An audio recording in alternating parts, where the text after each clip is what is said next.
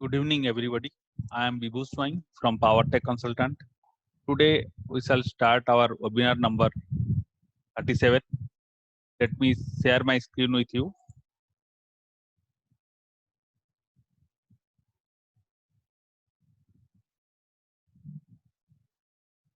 Now, in this webinar number 37, we shall discuss the chapter 2, that is Energy Performance Assessment of Furnace of book 4, that is Energy Performance Assessment for Equipment and Utility Systems. So this is chapter 2, basically furnace. It is meant for energy auditors who are appearing for book number 4. Now in these sessions, we have already discussed earlier in the previous sections about furnace, what are the furnace parameters, how furnace assessment can be done. And in this class, we will try to conclude this chapter number 2 of book 4. Particularly, we'll understand what are the factors that affect the furnace performance. This also we have discussed in book 2, that is while discussing the furnace in detail. So major factors which affect the furnace performance are: one is underloading.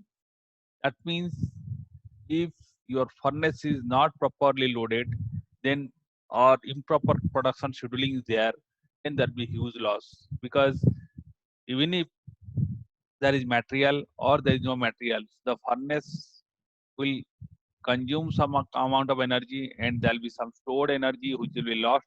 So there will be continuous energy loss. So we have to see that furnace is loaded fully and optimally. Then improper design, if the design is not okay, also the furnace will not operate in an efficient manner. Use of inefficient burner or size, burner capacity has to be proper, and burner has to be cleaned properly. Insufficient draft or chimney, if there is negative pressure, then there is a chances of air ingress which will increase the dry flue gas loss. So furnace is normally kept at positive uh, pressure. Absence of waste heat recovery recuperators will also lead to lot of heat loss in the dry flue gas. Absence of instrument control, if you don't monitor, there will be some losses. If you can't measure parameters, if portable instrument or fixed instrument are not there, then also there is a problem. Improper operation, maintenance, high stock loss, improper insulation refractories. So these are the factors which affect the furnace parameters. So we need to study and see that these factors are taken care so that furnace is efficient. Now, what do we mean by radiation heat transfer? So as the name suggests, if the radiation, particularly the radiation loss, is also in an important heat loss in furnace, and it is proportional to the fourth power of the absolute temperature. Absolute temperature, how you can find out? Degree Celsius plus 273 is absolute temperature, or that is in degree Kelvin. Now let us see, C1 is 700 degrees Celsius. Then K1 will be, you have to add 273, 973. Similarly, K2, that is the atmospheric temperature, let us see, or the ingot temperature 20. So it becomes 293. So K1 by K2, you got 122. This is to the power 4. Let relative radiation is 1. Let us assume that this value is 1. Now similarly for 900 furnace temperature, what will be K1 by K2 to the power 4? Keeping this atmospheric temperature same or ambient temperature same, it is become 255. If I divide 255 by 122, I'll get 2.1. Similarly, for 1100, I'll get 480 by 122, it becomes 3.96. 830 by 122, 6.83. Similarly, so we can see for 1500 degrees Celsius, the relative radiation will be very high. That means the radiation is increasing to the power 4 of degree Kelvin. And if it is 700, if it is 1, then at 1500 degrees Celsius, the furnace radiation loss or relative radiation will be 11 times greater than the same furnace at 700 degrees Celsius. So same furnace, you can see if the door is open, so there will be huge radiation losses, which is almost 11 times. So good incentive for iron and steel is to keep the furnace lid closed all the times, maintain a continuous feed of cold charge into the molten bath. That means to reduce radiation loss, you have to see that the door is properly closed. Then furnace utilization factors, as I told, utilization is very critical and these factors should not be ignored. Now, if the furnace is at temperature, then standby losses of the furnace occur, whether you have a product inside or you don't have a product. So if it is at temperature, definitely there will be some standby losses, radiation losses, convection losses, conduction losses will occur. So we have to see that the furnace is loaded fully. Then what is the standby losses? Basically conduction, convection or radiation. So any because of this, if you even if there is no material, there will be if the temperature is high, then the standby losses will occur. Furnace draft control, normally it is kept at a positive pressure to reduce air ingress, which can increase the efficiency also. And furnace control has major effect in fuel fired furnace efficiency. So this will because the dry flue gas loss will go down if the furnace is at high a little bit positive pressure, so it will reduce air ingress. Now what do you mean by scales? Now when the furnace is at a very high temperature, what will happen? The iron or the steel at high temperature will oxide or will go for oxidations. That means it will be some black type of iron oxide will come out from the molten metal or the product or the billet or the iron or steel. So that is basically known as scales. This is a flake type of material, and this is due to which there is a iron loss, and it occurs due to presence of excess air at high temperature. This results in loss of materials and loss in yield, hence output and useful output. So scale also we need to avoid during furnace applications. So we need to avoid scale. Now let us consider the data table. What is the data table? Coefficient based on the profile of furnace opening. That means this coefficient we need to calculate different type of problems or numericals. So based on the furnace can be the opening through which the discharge or the hot product is taken out. It can be circular, it can be square, it can be rectangular, or very long and very narrow. So what you have to do, either diameter or surface side, we have to calculate first. It will be a given data, or you have to measure during audit. You have to measure this surface height. You have to divide by wall thickness. Wall thickness is also given in the OEM data or in the data sheet. So if I divide that, it can be 0.012, so let us say 6.0. This scale is there. So if this division is, let us say 2.0, then circular, this coefficient will be 0.67. For 4, it will be 0.80. So depending if it is 6 square, then it will be 0.69. If it is 4, then it is 0.82. Now let us see, one is surface side by wall thickness becomes 3. So how to divide, how to get the values? You can do little bit averaging of these two and you can get a figure.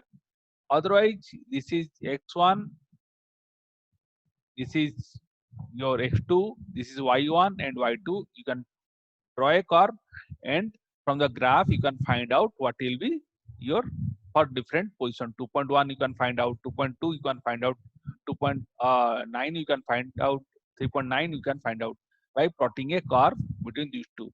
So first of all, we need to know what is the circular or whether it is square or whether it is rectangular. So this is how a coefficient is calculated. This coefficient is required for calculation of radiation losses also, and opening heat loss due to the opening of the furnace. Now, how to calculate specific heat of gases at constant pressures? In this case, the pressure is assumed to be constant. Now, this is the temperature data, 0 to 2000 degrees Celsius. Now, this is a given data. This table can be utilized to calculate specific heat of the gases. N2, CO2, what are the gases is formed when you burn any coal or gas or any liquid fuel? You get N2. N2 comes out because it is in air. CO2 also comes out because of the fixed carbon in the fuel. O2, some excess air also come out. So H2O, water is there in the fuel, also water is there in the combustion air. So this water is come out, H2 is there, hydrogen is basically is in the fuel, SO2 sulfur is also there in the fuel. So air and the other air also comes out. So these are the specific heat of the different type of gases.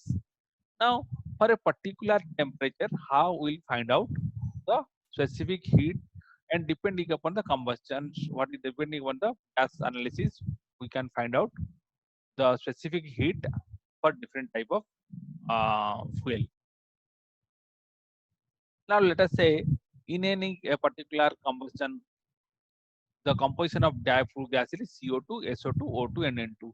Only these four gases are present. Now you know mass of gas per kg of fuel is 3.15. How you calculate this 3.15? Because of this. Let us say mass of CO2 per kg of fuel is equal to carbon percentage in the fuel into molecular weight of CO2. Molecular CO2 is 44, C is 12, O2 is 16, so 32 it becomes 44. Molecular weight of carbon is 12. So mass of CO2 per kg of fuel is 85.9. That is the percentage carbon in fuel. So it becomes 3.15. So this figure has come here 3.15. Similarly for SO2, we can calculate. For SO2 it will be 64. This will be S will be given 0.05 and S will be here 32. So like this for S2, SO2 we can kind of find out the mass of gas per kg of fuel. For O2 we can find out 4.33 mass of gas by kg of fuel. N2 we can also find out the mass of gas per kg of fuel by applying this formula. This is the formula. Provided we have to know the carbon percentage, you have to know the nitrogen percentage, you have to know the oxygen and sulfur. So what is the mass fraction? Now this is a total 32.86 if I add together. So mass fraction will be 3.15 divided by 32.86. So this is basically the mass fractions. Mass fraction is basically 3.15. Now what is specific heat kilocalorie per nm cube at 655 degrees Celsius? We have to go to 655 from that we can plot a graph, then or we can average this figure, then we can know it becomes 600 and this is 5. So for different type we can find out what will be its specific heat. So from these tables we can find out the specific heat at 655 for CO2. Let us say CO2, it becomes the average of these two, or the from the graph we can find out for 655 or the average of these two 494,505, or we can plot a graph 6, this is x1, this is y1, this is x2, this is y2, plot a curve, then for 655 you can calculate this value. Like that for SO2 can also calculate, O2 can calculate, and N2 will calculate. Now what do you mean by partial specific heat? This is 0.0479. The partial specific heat is basically calculated by this. Mass fraction is 0.096. Sorry, mass fraction is 0.096 into specific heat. Specific heat. So that means if I multiply this into this, I'll get this figure. So the partial specific heat will be mass fraction into the specific heat. So I got 0.0479 kilocalorie per nm cube. Now I need to convert into kilocalorie per kg degree Celsius. So we have studied the molar weight or Avogadro's hypothesis. What this says? The Avogadro's hypothesis or molar volume says 1 mole of any gas at STP, that is 0 degrees Celsius, 1 atmospheric pressure will occupy 22.4 liter. So that means the liter, 1 mole will occupy 22.4.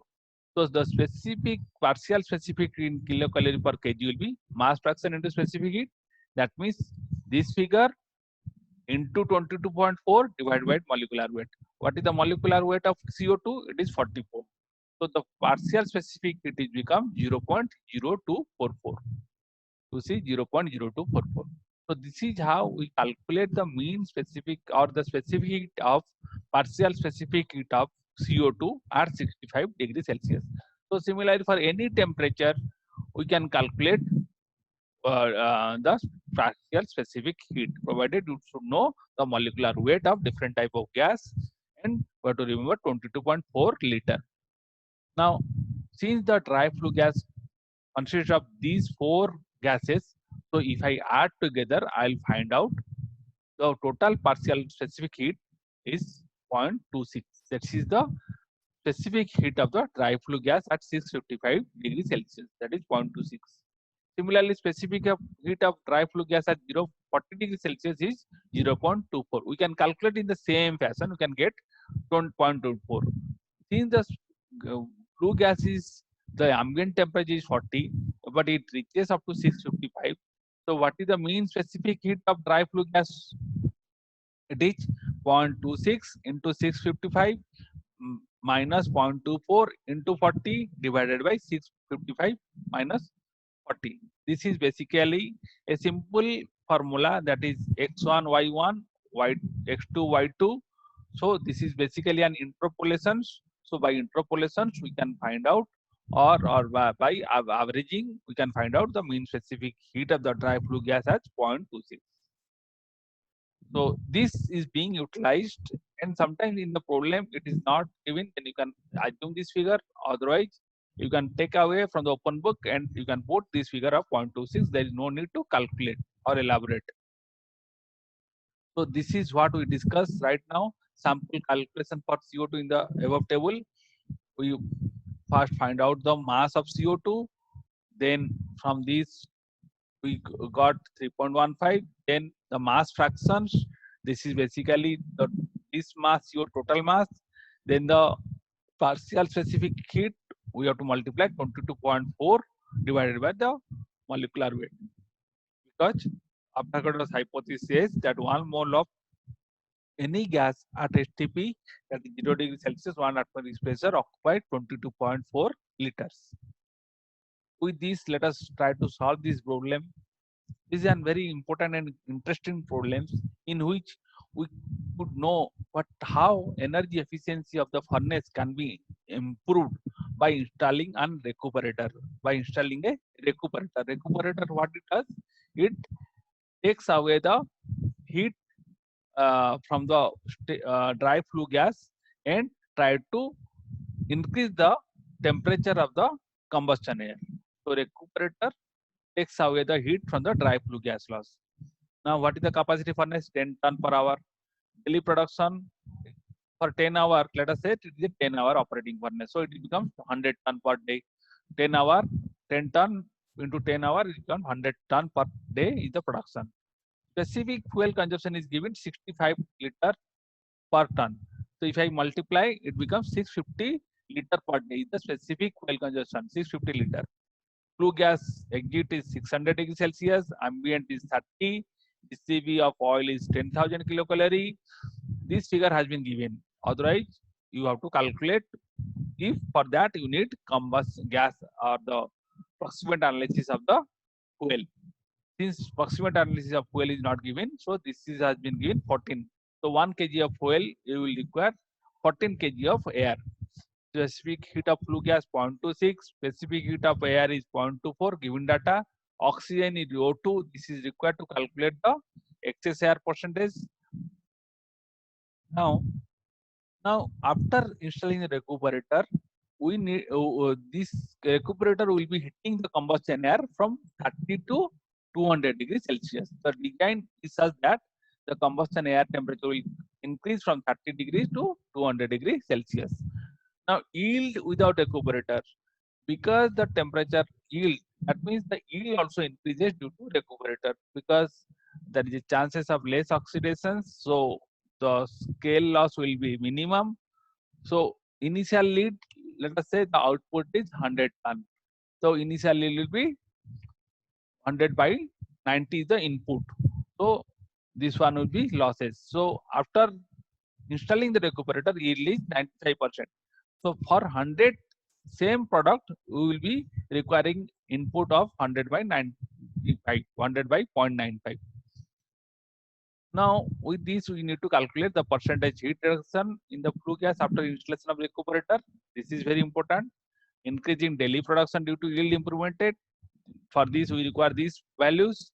Specific fuel consumption after installing the heat recovery recuperator. We have to assume that 1% fuel saving for every 20 degrees Celsius rise in combustor air temperature. This is another assumption we have to make. Now let us try to solve this problem. Percentage excess air, you know, O2 divided by 21 minus O2. So 61.5% is the excess, high excess air is being supplied. 14 is given theoretical air requirement. So what is the AAS, actual mass of air supplied? It becomes 22.61. 1 plus excess air percentage into 14. So 22.61 kg of air per kg of fuel is being supplied. Now daily fuel consumption, which how much? It is 100 ton per day, 65 liter per ton. So it becomes 6,500 kg per day. Okay. Now, what is the heat in flue gas? Flue gas means this is the kg of fuel is written here. So, heat in flue gas per day will be this into this. That means 6500 into excess air. What is the this figure? Excess air is 1 is the fuel and another one is the this mass of the air supplied. So 6500 into 1 plus 22.61 into this is the specific heat of dry flue gas, and 600, this is the delta T, the temperature increasing from 30 to 600, 30 to 600. So delta T is 570. So this is the heat in flue gas which is going out of the furnace. Now heat in preheated combustion air. So let us now put the recuperator. So the temperature increases, delta T will be 200 minus 30, 6500. This is the combustion air and this is a fuel basically. 22.61 is basically the actual mass of the air supplied. So 0.24 is the specific heat. So that means if I add multiply all these things, I'll get 5996172 is the heat in the preheated combustion air. So what out of this total flue gas heat, some amount of heat is being absorbed by the combustion air. So what is the percentage reduction, heat reduction in the flue gas? See, this amount of heat is taken out. So percentage reduction in the flue gas will be this 5996172 divided by 22743513. So it becomes 26.4%. So this is a good amount of heat reduction in the flue gas. That means this 26.4% is being utilized due to recuperator. Now let us say output. Now let us calculate what is the production, additional production. Let us say output is 100. So what is the input? Input will be 100 by 90. Before a recuperator, the yield is 90. So input will be 100 by 90 or 0.9. So you will get some figure. Now if I then the after recuperator the yield is 95. So 100 by 90 into 95 will be the output after recuperator. So it becomes 100 by 90 into 95. That becomes 105.5 tons per day will be the new production. So the material which was earlier producing 100 will be now producing 105.5 ton due to recuperator because the yield has improved. So it becomes additional production will be 100.5 0.5 minus 100 becomes 5.5 ton per day. So what is the reduction in fuel consumption? So delta T, here earlier the 220 degrees Celsius was the initial temperature. Now, but in this case, the this temperature is become 200 degrees Celsius from the ambient of 30. So the delta T from these two figure we can find out. If you see, this is 30 and this is becomes 200. So 200 by minus 30 is the delta T. So 200 minus 30 by 20 is becomes 8.5 is the particularly